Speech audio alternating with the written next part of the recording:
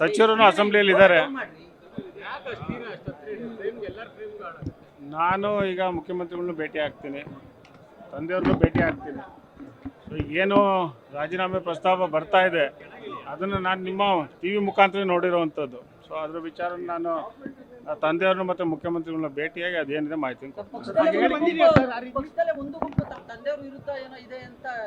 ಎಲ್ಲಿ ಹೇಳಿದಲ್ಲಿ ಸರ್ಕಾರದ ಸಚಿವರು ಇದ್ದಾರೆ. ಯಾವ ಗುಂಪಿದೆಯಪ್ಪ? ಸರ್ಕಾರ ಇದೆ, ಸಚಿವರಿದ್ದಾರೆ, ಎಲ್ಲ ಗುಂಪು ಅಂತ ಏನಿಲ್ಲ. ನಿನ್ನೆ ಸುರ್ಜೇವಾಲಾಗೆ ಒಂದು ದೂರು ಕೊಟ್ಟಿದ್ದಾರೆ ಸರ್ ಕಾಂಗ್ರೆಸ್ ಕಾರ್ಯಕರ್ತರು. ರಾಹುಲ್ ಗಾಂಧಿ ಅವರು ಮತಗಳ್ಳತನದ ಪರವಾಗಿ ಮಾತನಾಡಿದ್ರೆ, ರಾಜಣ್ಣ ಅವರು ಎಗೇನೆಸ್ಟ್ ಮಾತನಾಡಿದ್ದಾರೆ.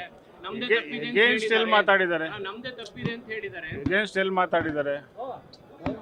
ಲೋಕಸಭಾ ಚುನಾವಣೆ ನಡೆಯುವಂಥ ಸಂದರ್ಭದಲ್ಲಿ ನಮ್ಮ ಸರ್ಕಾರ ಇತ್ತು, ಆ ಥರ ಏನಾದ್ರು ಲೋಪಗಳಾಗಿದ್ರೆ ಸರಿಪಡಿಸ್ಕೊಬೋದಿತ್ತು ಅಂತ ರಾಜಣ್ಣವ್ರು ಹೇಳಿರೋವಂಥದ್ದು. ಸೊ ಅದು ಬಿಟ್ಟು ಬೇರೆ ವಿಚಾರ ಏನು ಹೇಳಿಲ್ಲ. ಅದಾದಮೇಲೆ ರಾಹುಲ್ ಗಾಂಧಿ ಅವರು ಯಾವ ರೀತಿ ಈಗ ಲೋಪಗಳಾಗಿದೆ ಅದನ್ನು ಸರಿ ಮಾಡಬೇಕು ಅಂತ ಏನು ಹೇಳ್ತಾ ಇದ್ದಾರೆ ಅದನ್ನು ಮಾಡಬೇಕು ಅಂತ ಮಾನ್ಯ ಸಚಿವರು ಹೇಳಿರೋವಂಥದ್ದು. ಸೊ ಅದರಲ್ಲಿ ಯಾರೋ ಲೆಟ್ರ್ ಮಾಡಿದ್ದಾರೆ, ಯಾರೋ ಲೆಟ್ರ್ ಬರ್ತಿದ್ದಾರೆ ಅಂತ ಹೇಳೋದು ಕೂತ್ಕೊಳ್ಳೋದಕ್ಕೆ ಏನು ರಾಜಣ್ಣವ್ರು ಏನು ಸಣ್ಣ ವ್ಯಕ್ತಿ ಅಲ್ಲ, ಆಯ್ತಾನಪ್ಪ. ಭಾಳ ಹಿರಿಯ ಸಚಿವರಿದ್ದಾರೆ, ಶಾಸಕರಿದ್ದಾರೆ, ಅವ್ರದ್ದೇ ಆದಂಥ ಇಡೀ ರಾಜ್ಯದಲ್ಲಿರ್ಬೋದು, ಜಿಲ್ಲೆಯಲ್ಲಿರ್ಬೋದು ಪ್ರಭಾವಿ ನಾಯಕರು ಅವರು. ಅದರಿಂದ ಏಕಾಏಕಿ ತೆಗಿಯೋಕ್ಕೆ ಬರೋದಿಲ್ಲ. ಸೊ ಏನೇ ಇದ್ರು ನಾನು ಮುಖ್ಯಮಂತ್ರಿಗಳ ಹತ್ರ ಭೇಟಿ ಆಗ್ತೀನಿ. ಎಲ್ಲಿ ಕೇಳಿದ್ದಾರೆ?